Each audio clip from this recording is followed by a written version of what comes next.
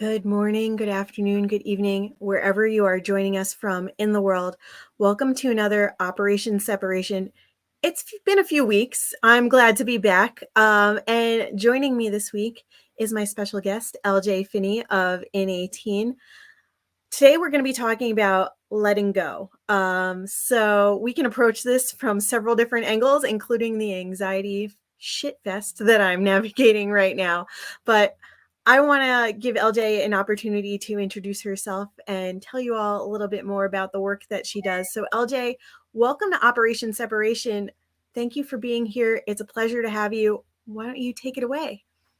Well, first, thanks, Chelle, for inviting me and for bringing me on today. Really excited to be here. Honored to be a guest. And, we have such a serendipitous story around accountability. Telling you a little bit about myself, I started my career in finance and technology. Actually, I started in technology and then moved into finance and worked on Wall Street for some time doing project management and technology implementation. I decided, why not bet on myself? And if I'm going to work this hard, why not work for myself? And started my own company N18. And the vision was to help people, make deeper connections to themselves, to understand who they are, and leadership development was the focus. But then I realized that profitability was in project management combined with that, as well as some operational work and just helping people get out of their own way. And what I found is like a constant theme is self-sabotage, and we don't even realize it.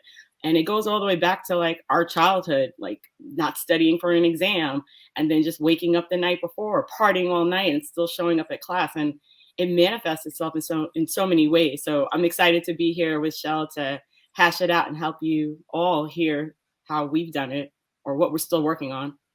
Yeah, I mean it's an ongoing thing, right? Like so even the most successful people probably still self-sabotage a little bit. Like they get in their own way, they get stuck, they keep doing the thing on the hamster wheel that's like super comfortable instead of getting off that I can't even speak this morning. Hamster wheel to try something new. And I know for like some of the conversations that you and I have had previously, um a lot of this looks like productive procrastination. We've talked about that recently, where we feel like we're getting things done, but they might not be the right things that will move us forward in our business professionally. And we've talked about eating the frog and what that means and like doing the hard thing first thing in the morning. Because, yeah, we could know exactly what we need to do, but sometimes we do all the easy things first because we're like, okay, let's get things checked off. And then even though we know what exactly the thing is that should be done, we still do the other things. So eating the frog first thing in the morning is like, get that harder task out of the way. Because honestly, like when you procrastinate, like, don't you just feel better once you finally do the thing? Like, oh, why didn't I do this sooner? What was I waiting on? And I know another thing that like you talked about, this stems from childhood or like things that you've done all your life. And I know for a really long time, I always waited till the last minute to study for tests. You mentioned like waiting, not studying for the exam, showing up anyway, like partying all night. That was never really me, the staying out all night partying type of vibe. But like I always waited till the last second to study for a test or to like cram or do my homework. And even if I had been working on it little by little leading up to that point, I did the majority of like, all right, let's see what information I can absorb in these next few hours. Um, and I did really well for the most part, following that way of being and like getting things done. And so even though it served me really well for a really long time, I developed that habit of waiting to the last second and reinforced it by saying, I'm really good under pressure. Yeah, I'm really good under pressure because I put that pressure on myself.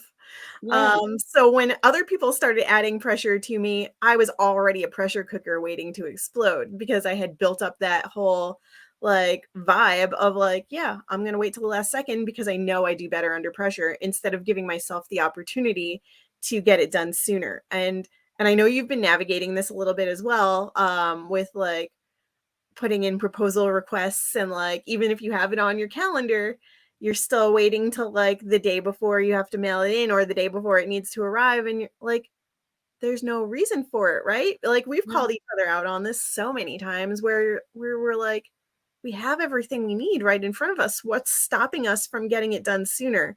And so that's some like several of the ways right there that we self-sabotage in our lives and professionally. Um how's that going for you, by the way? Like, do you find it easier now to like eat the frog, or like are things still coming up? Like what's been in your way?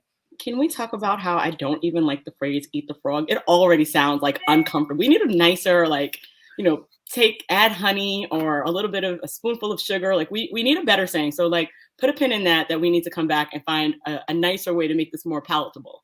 Yeah, it's hard. I think what we start to recognize is that self-sabotage has a negative connotation or a name, and so it makes it hard to accept that that's what's actually happening. But it's almost like when I look at those scenarios, I think, well, what am I so afraid of and what's really holding me back? Like, what is the thing that is stopping me from submitting that RFP or really working on it and giving it my all? And then the universe allows us to still succeed. So it's like a false sense of accomplishment, but how much better could it have been if we've given our all? And I think there's some fear in the fact that like your best is not going to be good enough. So you'll give the least, and that's great. And then there's a celebration that you were able to accomplish it. And it's almost like very self-defeating if you think about it, because it's saying maybe what I have is not good enough. So I won't put my effort in and all of my effort. And if I get it, that's good enough. I'm happy. I'm satisfied. It's the best that I could have wished for considering what I've done. And how do we like start to become aware of that when it's happening and think about how do we transform it? And what I love about like our dialogues is that it's accountability. It pulls the cover back to look at, well, why are you really waiting? What's holding you back? What is stopping you? Are those other things more important?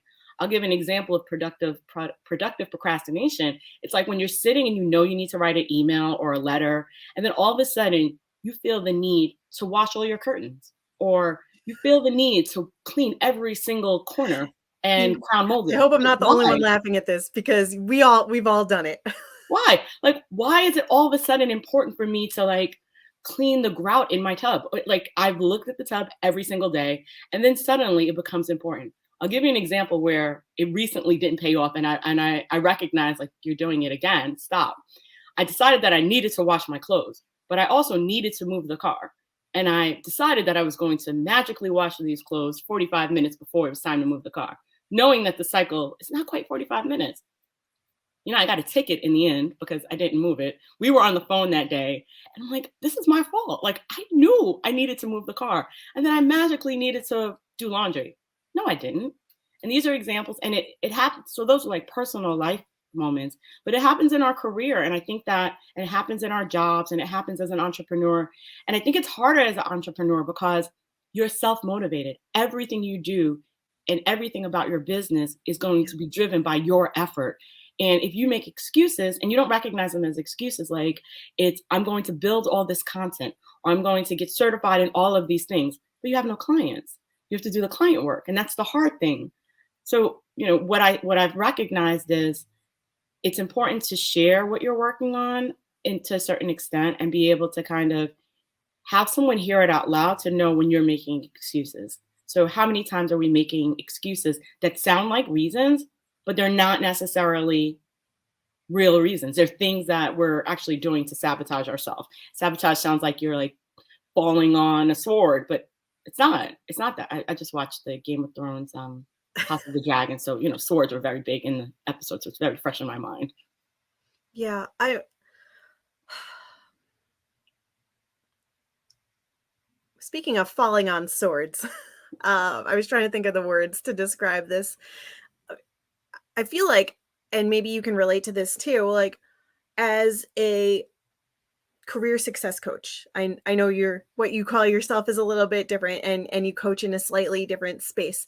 But as a career success coach, I walk a fine line of showing people that vulnerable side, and I do that without unapologetically. Like I'll show you my flaws. I'll show you when I'm having an anxiety attack. Check my stories this morning if you're not sure what that looks like. I've cried on camera. I don't script things because I don't want it to feel rehearsed or forced. Like it it just everything comes and flows naturally. But the double-edged sword of this is that like and this is another way that I hold myself back a little bit is when I'm showing you all the muck that I go through and how I come out on the other side or how I build up my resiliency and take courageous action and do the thing. I sometimes wonder if like the people that are watching, which are friends, supporters, loved ones, but they're also people that need to hear this message. And as much as they need to see me taking the action that I stand behind, like my words have actions and I want to walk the walk and talk the talk and have them both coincide. But are they sometimes seeing the shit that I'm going through and they're like, well, how I can't work with her yet because she's still going through this or because she doesn't look like she has her shit together. Well, if I showed you only the pretty things of my business, if I showed you all the good things and yeah, I love I love to drop the confetti and celebrate all the wins and the little things so that we have something good and positive to associate with, but like you need to see the shit too. So it's a very fine line of how much shit do I show you? Yeah. How much of the negative stuff that I'm working through do I show you so that you not only like trust me, but that you want to get to know more and you're like, "Hey, I'm going through this too. Let's work on it together." And so I am towing that line quite often and I'm like, "Ooh, did I reveal too much? Did I push it too far? Is there a better way?" And that's part of the work that I do too on myself and with clients is like, I'm helping people find their way. Let's figure out the shit together. Let's work through that muck. Let's go through your own ups and downs so that you can find what works for you. Because what I'm doing isn't going to work for everybody. It's not going to work for most people because it's my thing. Yeah, And absolutely. it's easy for me to say, I'm still working through a lot of stuff. Do I think that I'm still working through some burnout? Absolutely. Am I performing at 100% all the time? Hell no. And I can honestly admit these things because I don't want to be fake. I want to be real and authentic all the time, but I also recognize and my partner pointed this out just last week. He's like, "You still call yourself a people pleaser, even under the guise of a recovering people pleaser." And I think that's holding you back. Those were his words. What would it mean to and there's other umbrellas that I put myself under as well. A recovering perfectionist, like me having a panic attack this morning about like my background and feeling like I'm in a dark, dingy like dungeon a little bit. Okay, well I've got one of my it's white, but it's still a bright white. It's still my brand color. It still makes some light come, and come to life. So like letting go of the things that I attribute to myself, even if they feel real, I think will help me let go of some of the shit that holds me back. Yeah, And just hearing that from other people, yeah, you called them excuses. I didn't even recognize that it was an excuse. I might find all the ways to defend why I'm still a recovering people pleaser or a recovering perfectionist or procrastinating on something. Like, it doesn't feel like an excuse to me in the moment. And so I recognize that it's helpful when other people call me out on my shit. And that to circle back to what it means to have accountability partners, it's not just in business, it's in life. And it's people that you can trust to give you feedback when you need to hear it most. absolutely. You said something very like powerful. There's this question around like how much vulnerability do we show and how much of ourselves do we share with the public? Like, is there fear that this will be used against us in a future moment? Is there fear that people won't trust us because we're going through something? And I think, someone gave me feedback and I still struggle with it because I also am not always willing to share that. Yeah, I do might look it may all look successful, but there's a lot of self-sabotage that happened along the way. And while it turned out well, there are a lot of things that happened that may have impacted how well it turned out. And so what I think about is with the vulnerability piece, people work with humans. They like to feel some sense of, familiarity. People want to identify, and if their struggle is similar to yours, then that person will be part of the community that is either improving you or that you're improving, because you're kind of sharing, this is how I got over that. And so I recognize myself in this. And they will see themselves and they want to get to where you're at now, because they may be in the beginning of that journey. But if you never show or share the journey, then the concern is that this person doesn't get me anyway. Like everything in their life is perfect. They'll never understand what I'm going through. So I think that there's a value in sharing, our vulnerability and sharing our situations where we're going through it. I think one of the situations or one of the challenges I find for myself is the same. How much do we share of those personal things? Does it impact I guess it doesn't impact the qualifications, because you are who you are, you know who you know what you know, and you're able to deliver the results. And it's being able to remind ourselves that this is what I can deliver. And despite going through all of these things, success is still possible. And it may look different for each person, but you can accomplish. For It sure. might help you become a stronger person. The other thing I wanted to touch on that you mentioned, and I think is rather important, is also kind of thinking about who you are as a brand, right? For someone to have success in their career, they're going through the ups and downs of dealing with different people, dealing with toxic work environments. Like, people don't leave jobs just arbitrarily. They leave for reasons. They want more money, they want more respect, they want a bigger title, they don't like the people they're working with. It doesn't align with their lives, their personal, like their integrity, whatever their moral is. So there's a reason, and that's messy. And we need to give ourselves space and not self sabotage and ignore it, because I feel like ignoring it is another form of self sabotage. And you start to think about, like, how many other ways am I doing that? And one thing I will ask is, if there's something that you need to do, one of the things I like when I coach clients or coach people or coach businesses or small businesses, the question I'll say is, well, what is the most important thing you need to do next? And what are the feelings that come up around that? Because that's where you start to uncover, like, the anxiety and the fear. I'm afraid they won't answer the phone. I'm afraid they'll think I'm stupid. I'm afraid and there's a lot of negative self-talk that pops up when people are willing to express what those things are. And then the next question, what is the worst thing that could happen? And what is the best thing that it can happen? And it's a 50-50 turn. You just won't know. So Yeah. now, what do I need to do to get to that next step? And so really just kind of sequentially, if you do that for every question or task that you need to, you'll start to see how many stories we're making up that aren't true. Yeah. And to your point, like if the feeling that comes up and the fear is, what if they don't answer the phone? My immediate response to that is, what if they do answer the phone? And Yeah. so then your follow-up question to that, what's the worst thing that could happen? They answer the phone. All right, and then I have to do the thing. And if the best thing that happens is they answer the phone and then I have to do the thing, then either way, you're taking action to do the thing, because what's the worst that could happen is, like, you get to move forward. You get to get over that hump and get to the next thing. And so, yeah, I love your questions about, like, what's coming up for you. What's the fear there? What's the feeling that's preventing you from taking that action? And then, like, all right, well, what's the worst and best and worst case scenario here? All right, well, what do you need to order in order for you to do that thing? Yeah. Can we talk What do about you the fear need of right success? now? Can we talk about the fear of success? Like you mentioned, what if they answer the phone? Think about how many times we've self sabotaged and don't even realize, like, it's almost, it sounds odd. There are We so talk many more ourselves out of people. winning.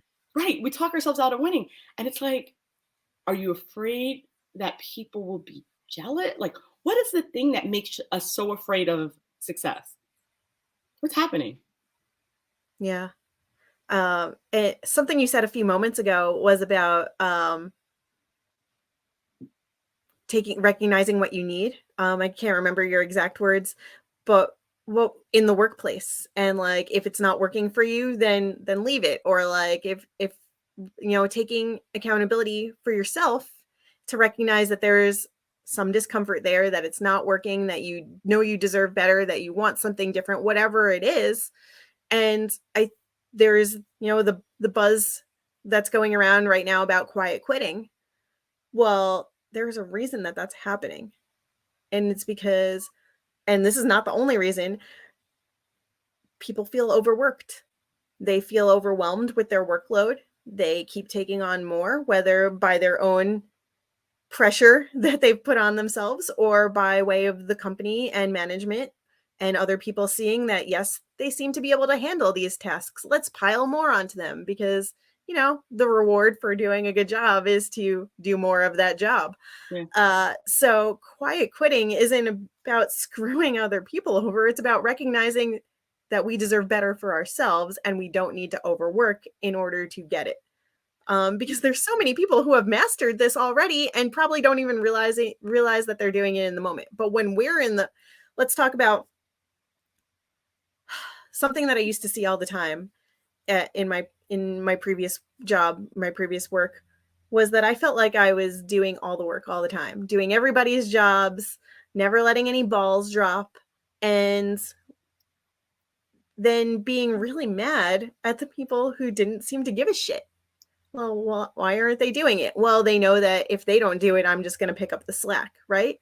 But like, they're still skating by. They're still getting recognized for the minimal contributions that they are making, and they're probably not even giving a second thought or worry or concern that they're leaving on time every day, that they're coming in on time, that they're not working after hours or answering calls or answering emails, and they're not overexerting themselves. They're also not burning out. So there's something to that. And probably the resentment was more like, how can I be like them? How can I do less and still do more? How can I get further in life and feel good about it if I'm just doing the bare minimum? And I think about it now and I'm like, I had no business being mad at any of those people because they had figured something out, whether by their own recognition or admission or not. And I wanted that.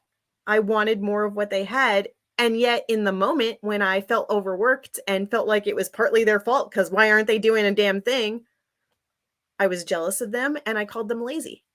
They weren't lazy. They knew exactly what they were doing or not doing. And so there's something there that I'm like, oh my God.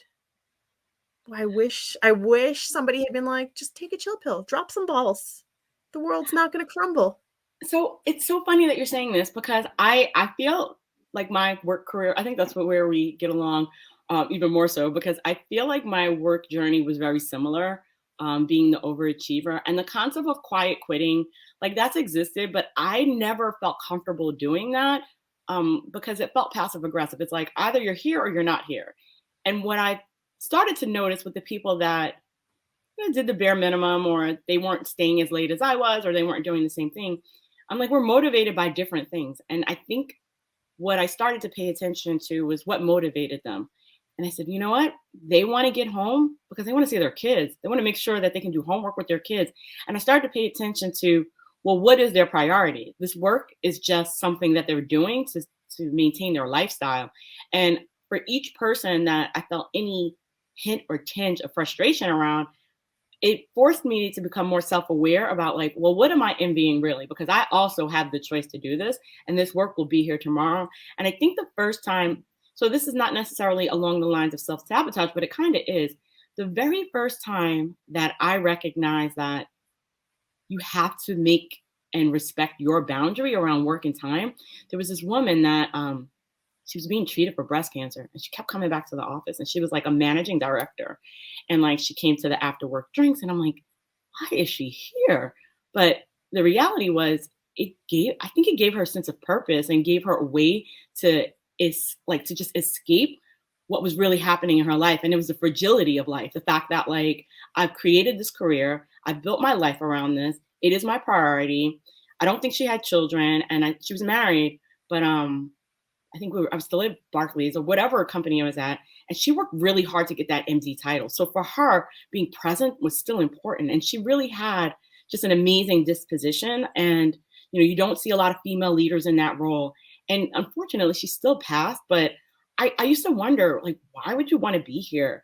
But I realized later that for her, that gave her, maybe it gave her a sense of purpose. It gave her a way or out, an outlet. And so like Yeah. even when we're at the space of quiet quitting and we're thinking about it, I started to wonder, have people just started to prioritize themselves and prioritize like their lives? And then they start to realize this company doesn't care about me. If I were sick, and COVID is the first, I mean, COVID was the eye opener, right? The fact that people were sick, their families were dying, like family members, and so many things were happening in life, and companies weren't really responsive. It was still all about the bottom line. And when you start to think about like if you don't prioritize yourself, then who will? And self-sabotage even comes in that way as well. It's the people that used to come to work sick. Now it's do not come to work sick because you will take out an entire office when Yeah. and potentially kill your coworkers. Like talk about passive aggressive energy, like people coming in to breathe on other people because they don't like them. Like so many layers to that. So I'll pause there because there's this space around it's okay to choose you, but it's okay to understand that sometimes people are choosing work because they're avoiding what's happening at home. That's what I learned with the people that were overworked and trying to like push me to work harder than I was already working hard. And I'm thinking, look at what's happening with you that I don't want to sleep here. I don't want to be here overnight. Like, what are we Yeah. doing? Yeah. And recognizing on some level that like I was the job. I didn't have anyone to go home to.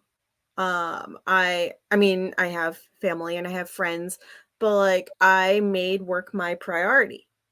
And I expected that other people around that I surround myself with had the same priority.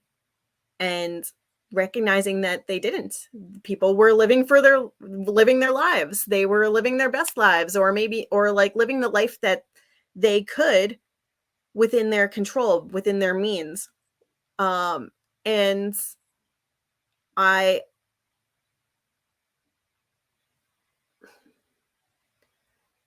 I wish these conversations happened earlier on for myself. And so that's why they're so powerful for us to be talking about it now, because maybe you're in a situation where you are resenting your coworkers or the job for putting too much pressure on you. But how much of that could you let go of? Coming back to today's topic, how much of that like is really put on by other people and how much do you put on yourself? And letting go of what you can't control, letting go of the things that don't serve you anymore, and taking back control of the things that you want in your life and the priorities that you want to put first and the things that matter to you. We talk a Absolutely. lot about like doing more of what you want to do, finding your way, doing what feels good, focusing on what you can control, and letting go of the rest. And I think it's finding that work life balance of like what matters to me and how am I going to structure this. So that's a lot to unpack there. I want to open it up to the audience, to anyone that might be listening now or catching us on the replay. What are some of the ways that you notice that either you're self-sabotaging or people around you are self-sabotaging, and how do you navigate that? Is it something that you're like, let's let it go, or are you like, all right, I recognize that this is happening and I'm just still going to keep doing it because this is what I need to be doing right now? Because there's a level there of knowing that something doesn't work. So it's funny you And say that because wait, I want you to also add because we're self-sabotaging in one category, we could be super successful, but we also could be self-sabotaging in another area. So you said something very valuable that I don't know if people were hearing, like you were pouring all of yourself into work because there wasn't like necessarily a personal situation that you needed to deal with. But what I learned is that sometimes we're self-sabotaging other categories of our life and succeeding in one area, but self-sabotaging the other. So like it's like the circle of life. What are the things you prioritize? Family, relationships, work, vacation, and all of these different things. And you start to see, wow, I'm super accomplished here, but I'm sabotaging all of my personal relationships because I've prioritized this thing. or I'm sabotaging all of my family relationships because I prioritize these things. And I've decided to skip every holiday because for whatever reason. And you start to think about it.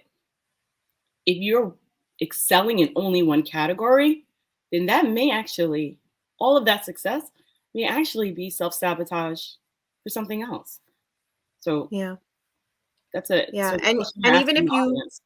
even if you're taking time for yourself and prioritizing family and friends, going on trips and going on vacations, but like you're working the entire time or you're still dialed in and not powering down and building up those other relationships and filling your cup in those other areas that you want to have in your life, then like you're self-sabotaging those other relationships in those other areas, but you're also overworking yourself in the one area that you've made the priority.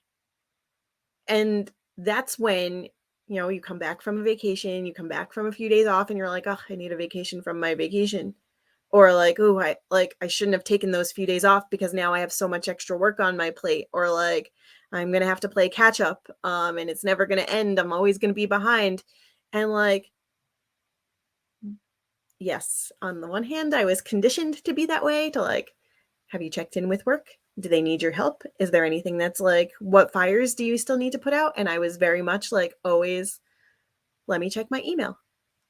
Like, are you doing okay? Did I save all the files for you properly? Like, what do you need? How can I serve you even on my off time? Well, like, what would it have looked like if I could just be like, oh, they'll figure it out on their own. They'll be okay without me for a few days. And then you got back, or I got back from that trip, that vacation, and like didn't feel bad about taking those few days off. Wasn't mad at myself for having to play catch up. And then taking that to-do list that seems never ending of like, all right, here are all the things that I missed out on that I have to now do and like complete because they didn't get done while I was out. Being kind to myself and being kind to yourself to be like, I'm here now. I'll do what I can. I'll do one thing at a time and I'll focus on what the next priority is in front of me. And if the list gets done, the list gets done. And if it doesn't, then it'll still be there tomorrow. So self-sabotaging on all ends of the spectrum looks like not being kind to yourself and giving yourself space and time and grace to do the best that you can with what you have at that moment. Yeah, absolutely. Grace. We talk about that. We talked about that a number of times. Like, where's the line between grace and then just like not doing something? And how do we figure out where we are in between those moments? Like, am I giving myself grace or am I making an excuse to not do the thing? And so being able to kind of walk that line and toe the line and understand what's coming up for me. So if I recognize that there are a number of other things happening, and I'm like, that's not giving myself grace, that's making an excuse. And you're right, we have to be kind to ourselves because we're also experiencing life, right? There's so many other things that are happening around us, for us, within us. And we also have to kind of moderate like what's important in this moment. I wanted to kind of skip to something that also ties into self-sabotage. And you talked about burnout. It's the power of, accepting what the universe gives you. And so saying yes, but then it's also knowing when to draw the line and start to say no and understand like when is it that I'm accepting all that the universe has for me or I am protecting my peace and saying no to things that are not going to, help me. And that's not self-sabotage saying no. Sometimes no is a preservation of your peace. And that is actually giving you grace. And so I wanted us to talk about also just the forms in which self-sabotage is in accepting and trying to moderate, like, or trying to, we said people please, but also client please. Like you and I have talked about the clients that drive me into a space because it's not aligned with my like just how I am. And I recognize that it's important to work with people that understand or that are in alignment with, for me, structure. So I'm a project manager by trade. I like structure. I follow a pretty standard schedule of things. I lay out things very, straightforward. I give people options. And I recently had a client that was like all over the place, and I thought, well, I think you brought me on for structure. So at a minimum, let's honor the fact that this is what will bring us to the next place. Self sabotage was if I would have accepted all of the nuances and jumping through hoops and moving around, because I wouldn't have been able to manage any other client, and I wouldn't have been able to have peace. Because, if we're structured and we're meeting on certain days and this is your time and this is when you get your updates, but you're never able to meet, I understand the need to be flexible. But then my question was always, how can I ensure that they get the information they need without changing too much and disrupting the flow and having to rearrange everything else that I'm working on? So self sabotage can come in the form of not knowing how to deliver, but still trying to meet the goals and you're knowing how to deliver, but not knowing how to meet the expectations of others when they're not necessarily, when they're self sabotaging themselves. So I said that in Yeah. a weird way, but And you're doing it in a way that still felt structured for you. right, right. But what happens when you're dealing with clients that are self-sabotaging themselves? And now you're aware of it and you recognize, like, you're not, do you call them out? Do you not? So it's a very, like, once you become aware of when self-sabotage is happening, you start to see it in others. And it's such a delicate fine line of making them more aware, because is it your job? Is it your responsibility? Or is it like your moral obligation to keep your own peace, to make them aware that, hey, this project is due and I'm the person that's helping you manage it, and just wondering, do you want to take a look at that? What's coming up for you? How can I help you? How can I support you? How can we Yeah. ensure that this gets done by this time? That's the kind of language I use to help nurture or help people identify when they're holding themselves back. It's a Yeah. It's so interesting to like toe that line with a client because you're like, on the one hand, they hired me for this, but I see now that this is going on and they might not be aware that that's happening or that they're doing it. And they also might not be ready to receive that feedback of and accept it, and they might not be ready to make any changes, and you can't force that upon somebody. Like, people only make changes when they're ready to make changes. You yeah, like, no matter how hard you want them, you try, or you really want like somebody to do well, and you see all the ways that they can improve and like make progress and have success. But like, if somebody's not ready to see it, and I speak for myself because I'm good at accepting feedback and receiving it, but I'm not good at receiving gifts, but they're the same thing. It's two yeah, sides of the same coin. So like, there's only so much you can push on somebody if they're not open to receiving that. And if the structure is what was initially brought on and they're still blind to this other thing that they really need in order to have the structure in the first place, then like, you're fighting against the current. Like, it's and so what's where I'm going with this is that you recently shared with me something that somebody had said to you, along the lines of, you're always quitting. oh, And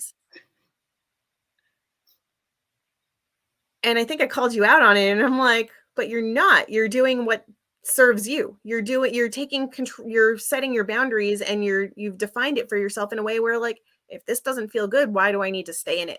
And I wouldn't consider that quitting, because you're establishing your boundaries even firmer, right? You're learning what you need in the moment, and it's okay to let go of the things that don't serve you, that aren't working out, that aren't in your best interest. And it's also okay to change your mind, yeah, right? Like, yeah, so where I'll tie this back to like my own work too, I was in this job for 13 years. Um where I just felt like I needed to stick it out. I felt like things will change eventually. Things will get better. I mean, it was drilled into my head that this is how it is. This is how it's always going to be. This is how things like that it things this is just what it was. And yet I had this sense of loyalty to like keep going because I'm not a quitter. And I didn't want to leave them in a lurch, and I didn't want to let anybody down. And you know what? Like, I don't consider my quitting, my exodus, my operation separation, um, I don't consider that quitting. I consider that I decided that it was time to make a radical change in my life, that I deserved more, that I deserved better. And even if I couldn't see what that looked like yet, I knew that, like, if I stayed, I was quitting on myself. And I didn't want to do that. So if somebody is going to give you feedback and call you out and say that you're always quitting, no, you're not a quitter. You're choosing you. So can we talk about choosing you as so choosing you makes other people uncomfortable because they may not be choosing themselves. And so they're not identifying what's happening. There were so many gems that you covered. So definitely let's put a pin in and come back to coaching insights because you're right. The art of being a coach is helping people discover them on their own because that's the only way it's going to be actionable. Like a person is not going to action feedback or something that is received. It's only when they discover it and kind of go through all of the permutations in their mind to come up with a conclusion that they're going to act on something. So you're absolutely right. Like you could see it like bright as day. Hey, you need to do X, Y, and Z. But if the person doesn't see it, they're not going to get it. So they have to almost come up with the conclusion on their own. And that's by way of asking open-ended questions. But the person that said that I was always quitting, what I recognize is that there is and this is not our topic today, but professional gaslighting is real. Like there are people that use terminology or say things to you because they know what your triggers are, or they know like if you have specific morals or foundational things that are inherent to who you are, like I like to see things through. As the project manager in me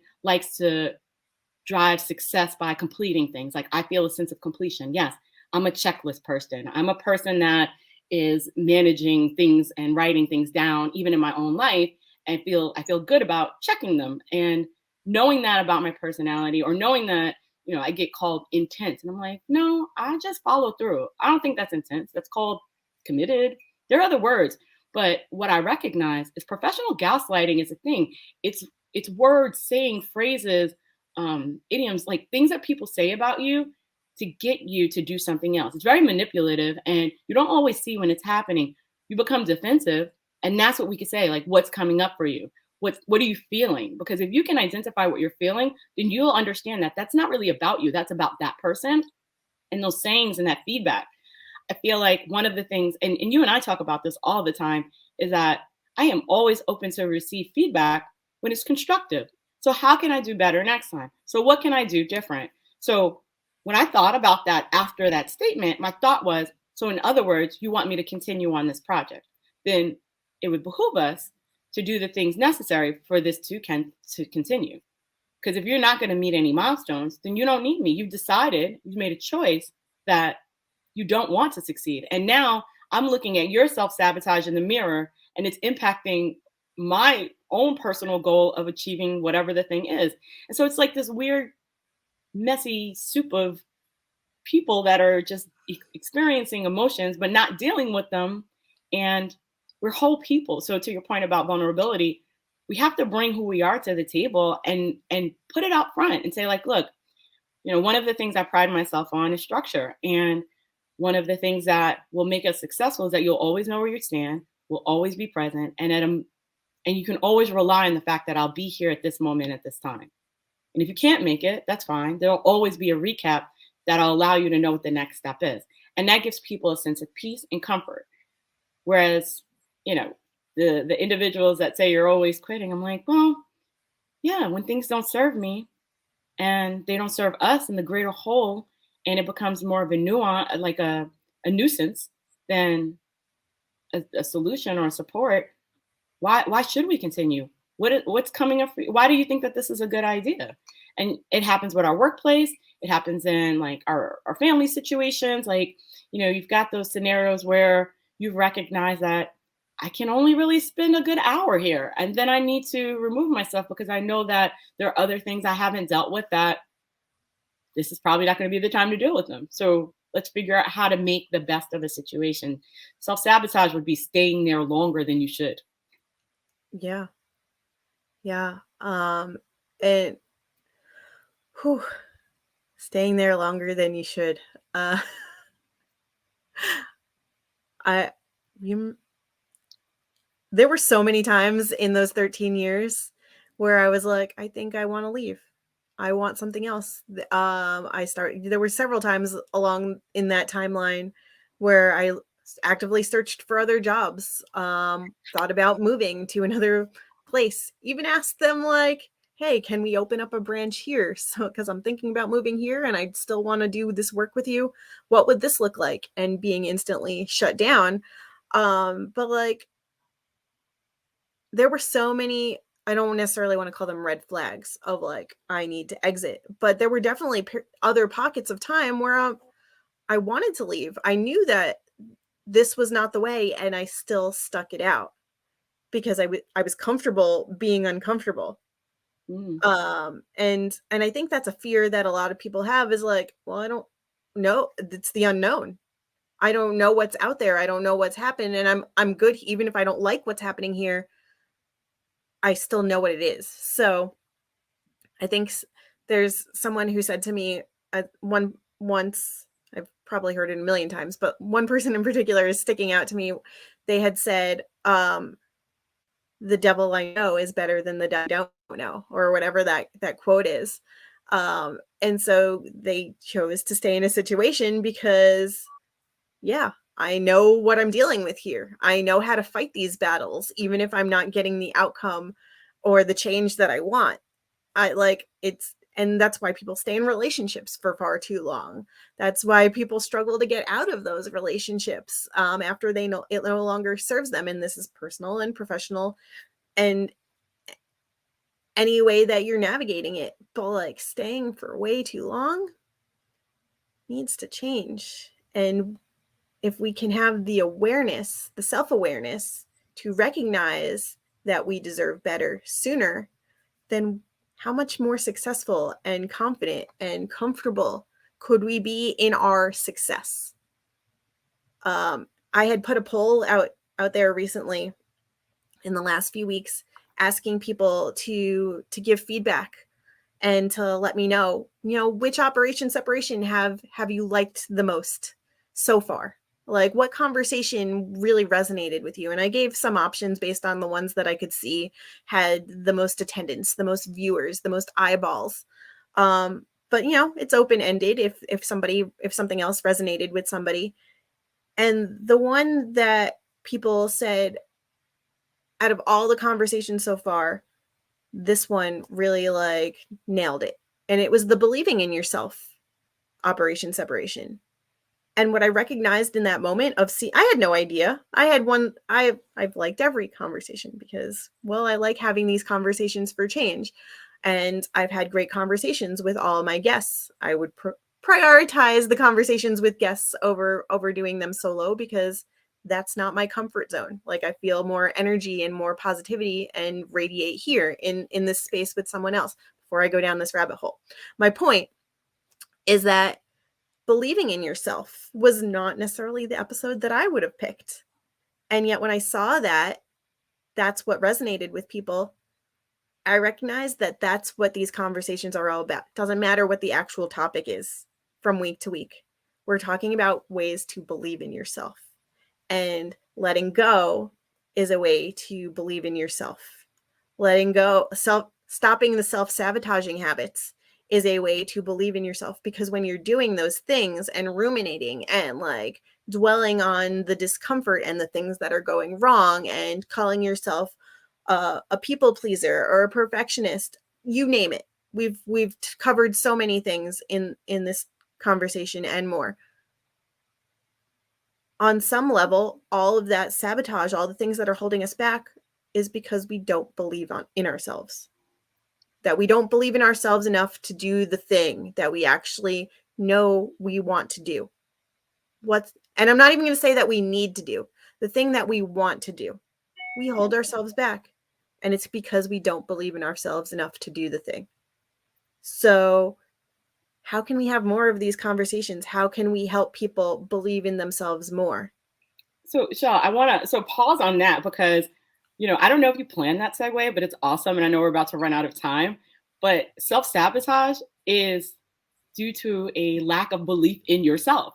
And it's hidden, and sometimes we layer on conceit and confidence and arrogance, but deep down in the core, there is a little seed of doubt that's trying to grow like a weed that really is impacting our ability to move forward. And so a few things that we have to kind of think about. I mean, it's cheesy, but I think our affirmations are real. Like the I am statements, because they remind us in our lowest moment. And I tell people this, or at least when we're coaching, like if you can just write down things that are true and positive about yourself in the down moment, refer back to that list, because you're not going to be able to think of it in the down moment. In that moment where you're doubting yourself, when you're questioning, refer back to your I am list, because in a high moment, you thought of those things of yourself. You believe those things. So let's go back and reevaluate those beliefs. We fall off the wagon all the time, whether you're dieting, exercising, we get off track. So how do you get yourself back on track to continue reinforcing belief in yourself? And honestly, things that are happening in life are eroding you, right? I needed to be reminded that I am not a quitter. And like, I know this, like bizarre that it even like, but in your low moment, things that are designed to chip away at you will. And it can kind of set you back if you don't have one, a supportive network that truly believes in the things that they're saying about you. Two, belief in yourself, or ways to recalibrate and realign yourself to get back on track. And so whatever those things are, whether it's that song that your kick-ass song that's gonna hype you up, if it's the affirmations that you've written down and kind of put to the side and referred to in case of emergency, like where you're in.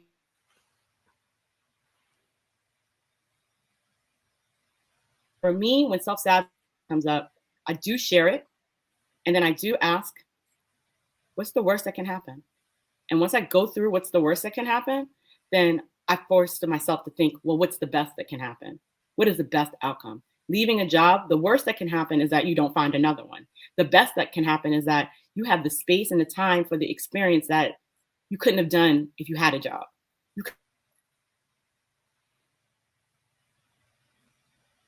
And so that thing will present itself. Also, knowing about yourself, like, look, I'm smart. I finished school. I work hard.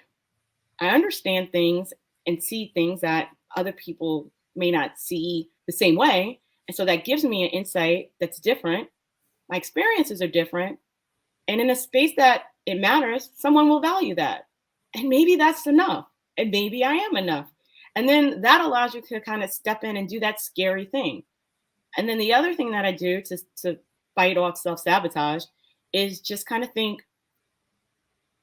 if it's happening right now and I need to do it now, just do it now. Like, don't wait.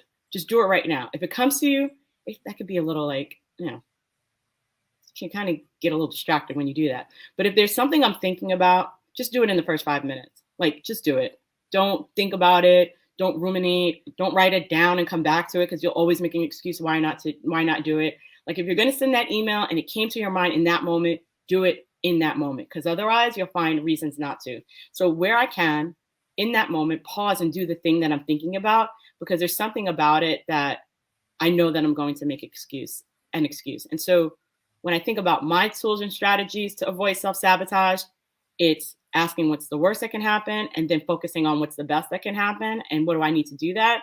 And if it's something I can action right away, don't procrastinate, because I'll find a million other things to do instead. Just do it. And then you and I have our goal of do the hard thing first. Like, first thing in the morning, before I'm fatigued, there's this book, The Power of Habit by Charles Duhigg, and he talks about there's decision fatigue. We face decision fatigue. And that's why by the end of the day, people want to go for a drink, even if they stop drinking, or they do the things, they don't exercise at the night because they exercise in the morning, because they want to get it out of the way before they can make excuses of why they can't do it.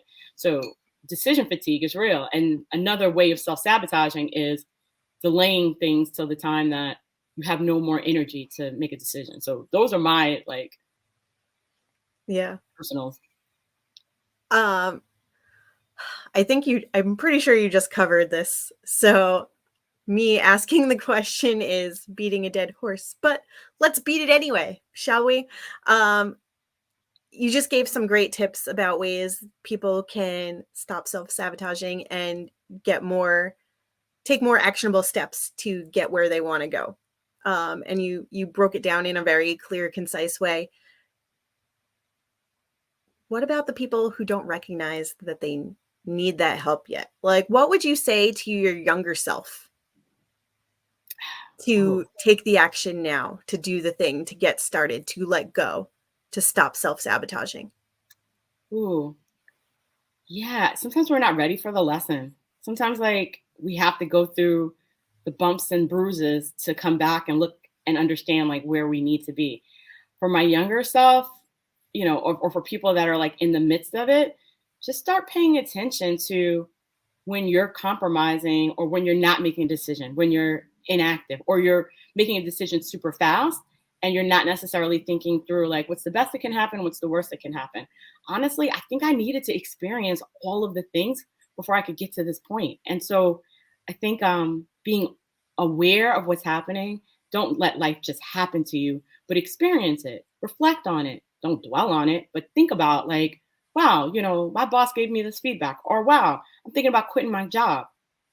Honor those thoughts, these instincts, these things that come up in your mind, honor them. Like, don't ignore them, don't suppress them.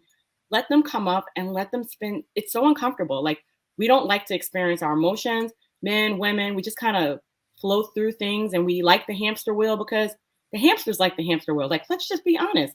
They don't say, I need to get off of this. They say, let me get on this. And they like running. So we like the hamster wheel because it's comfortable, it's familiar, it's routine. We're not getting anywhere. But do you think the hamster really cares? Do they Yeah. care? When They you're in like to that be. confined space of like your little hamster habitat, you're like, Yeah, all right, if this is the change that's going to happen right now, I'm at least running in a circle. Like I'm at least getting some motion in place as opposed to just laying around and doing nothing. So you feel like you're doing something. But yeah. like, It's like a treadmill. Like, let me just get this running. They're not yeah, upset about it. They're not. But what we see from the outside looking in is that if the hamster was aware that he's just running in the same circle, would he make a different choice? yeah. And would he try to climb out of that habitat to experience something different? Yeah, yeah. So I'd say stepping outside of ourselves as decisions happen and just reflecting on them and being honest about it. Like, note it, make a note. Like, I think that, everyone, well, maybe people don't use paper. So maybe use your like phone notes. But when you feel something, just make a note of it. Because when you come back to it weeks later, months later, you'll realize that there was something there. There's this thing that Oprah used to say. I forgot what I was listening to. Maybe it was like one of her Oprah own talks. It's like the whisper, she called it. And so you can Google like Oprah the whisper, and she talks about how like there's like this tapping first, and then it's like a slight breeze, and then suddenly like there's a aha like loud banging noise, and it's the situation where we've ignored our instinct. So it's like we get that first sign, then we get a second sign, and then we get this undeniable thing that happens that now you have to react. And I think if we learn to hear the whisper or hear that or feel that emotion, we'll make better decisions. And I think that that's something that we can all kind of focus on. So that would be my feedback. That I'm being open and taking note of those moments when something's coming up for you or recognizing how you're reacting or what you need that you're not allowing yourself to have, I think is such a powerful message for our younger selves. Um, and also knowing that you can still have structure while you're creating change. Like it doesn't have to be as free flowing and open ended as you might be thinking that it does. So if you're looking to add some structure to your daily life or to your business, to whatever it is, personally, professionally, this is something that LJ helps so many people with all the time. She is great at creating that structure and helping things become more streamlined. And yeah, as a it's a great project management tool. It's something that she does really well. Even in the moments for herself when she doesn't think she has any structure, it's still there. So LJ, where can people find you if they want to learn more about how to work with you, how to bring you on in a consulting or coaching capacity? And where's the best place for them to connect with you if that's not the same place? Okay, well, thank you for that. I'd say our home is LinkedIn. So you can find me on LinkedIn and I can share well, it's just N18 LLC. And I'm sure, Chelle, we could put it in the show notes, but you can book a meeting with me directly on my website. You can DM me directly from LinkedIn and make sure you refer or reference that you heard this on Shell Station. And so at least I know, like, what did we talk about? What are we thinking about? So, there's peace and productivity and being able to like really think about it. Predictability gives peace. Productivity is tied to predictability. And sometimes all of that ties back to just having a plan. Yeah. And as you and I say all the time, we gotta keep it simple and strategic. So that's what structure is, keeping it simple and strategic. Don't overthink it. Getting out of your own head. This is a whole other conversation This because is a I've whole just other one. gone down I a mean, we whole can other go rabbit on and hole. on. So We can even call, we we'll have can, to plan for this at another time because yeah, this is just too good to not talk about it more. But I'll leave you with one pin. One of my self-sabotaging moments that you called me out on was when I was playing too much golf. The thing I loved became me self-sabotaging because I was avoiding the things I needed to do by doing the thing I loved. And that was probably the most insightful moment where I'm like, okay, you're playing too much golf during the week. Therefore, you're not working on and you're avoiding something. So let's just say it can be the thing you love that is also causing the self-sabotage or a sign of it. yeah, and I'm not in any way, shape, or form to wrap put a nice little bow on letting go. I'm not telling you to give up the golf. I'm not telling you to let go of it. But there's ways that you can have fun and do the thing you love and still be successful and move forward in your business to also do more of the things that you want to do. And yeah, I love having these conversations, even our accountability calls, because we keep each other in check. We make sure that we're okay. And that's so much of the work that we do with our clients too. Mm. So if you like having these conversations, make sure to connect with LJ so you can have that structured conversation and what that strategic planning would look like for you. If you want to connect with me and go down that rabbit hole of like, what do you need more, want more of in your life and in a way that you feel good about, feel free to reach out to me. My DMs are always open on LinkedIn, Instagram, even if you want to hit me up through shellstation.com. But either way, let us know what conversations you want to have more of so that you can make change easier and actionable for yourself. And how can we support you so that you believe in yourself more? Let us know in the comments.